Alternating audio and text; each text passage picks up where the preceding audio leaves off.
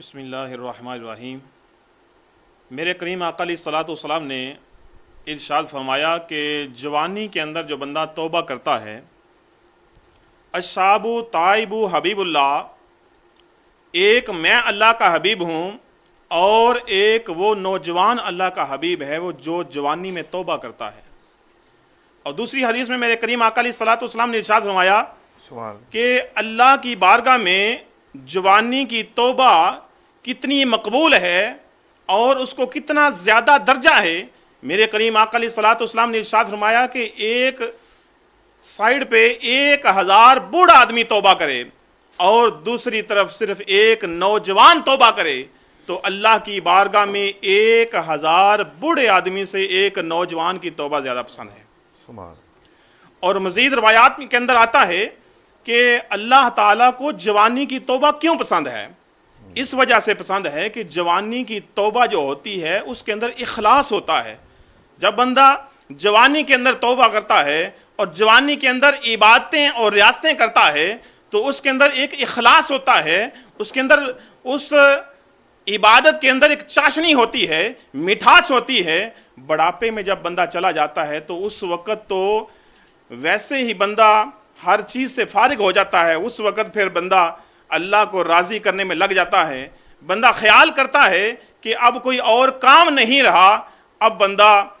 اللہ کی بارگاہ میں جھک جائے۔ لیکن جوانی کی توبہ اس لیے پسند ہے کہ جوانی میں جو بندہ توبہ کرتا ہے، چونکہ جوانی کے اندر نفسانی خواہشات بندے پہ غلبہ کیے ہوئے ہوتی ہیں اور ان نفسانی خواہشات سے ایک پشت ڈال کے ہر چیز کو جب بندہ رب کی بارگاہ میں جھک جاتا ہے، سجدہ ریز ہو جاتا ہے تو اللہ تعالیٰ کو یہ جوانی کی توبہ بڑی پسند ہے۔ بندہ حضرت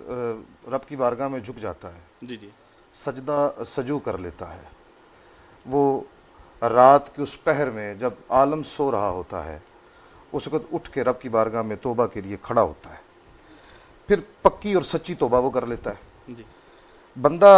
جب پکی اور سچی توبہ کر لیتا ہے پھر انعام کیا ملتا ہے؟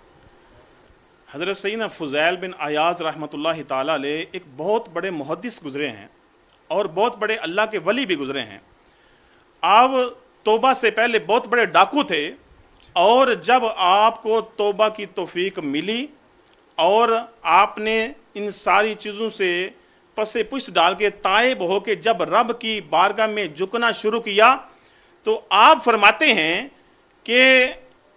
جب میں نے توبہ کی تو اس وقت آہستہ آہستہ جن کا مال لوٹا ہوا تھا ان کو واپس کر دیا اور جن کو میں مال واپس نہ دے سکا ان کے جا کے جانوروں کو میں چارہ ڈالتا رہا، ان کے ڈیروں پہ کام کرتا رہا تاکہ کسی طرح یہ لوگ راضی ہو جائیں۔ جب یہ لوگ راضی ہو جائیں گے تو اس کے بعد رب بھی راضی ہو جائے گا، کیونکہ بندوں کے جو حقوق ہوتے ہیں وہ زیادہ سخت ہوتے ہیں، اگر بندے معاف کر دیں تو پھر اللہ بھی معاف کر دیتا ہے۔ تو فضیل بن عیاض رحمۃ اللہ تعالیٰ علیہ ارشاد فرماتے ہیں کہ جب میں ساری چیزوں سے فارغ ہو کر مسجد کے اندر گیا، پکی اور سچی توبہ کر کے جب مسجد کے اندر گیا تو مسجد کے جو امام اور خطیب تھے وہ ان نے میری بیعت کر لی اور وہ میرے ہاتھ پہ بیعت کر لی اور ان کے دل میں اللہ نے میری محبت ڈال دی۔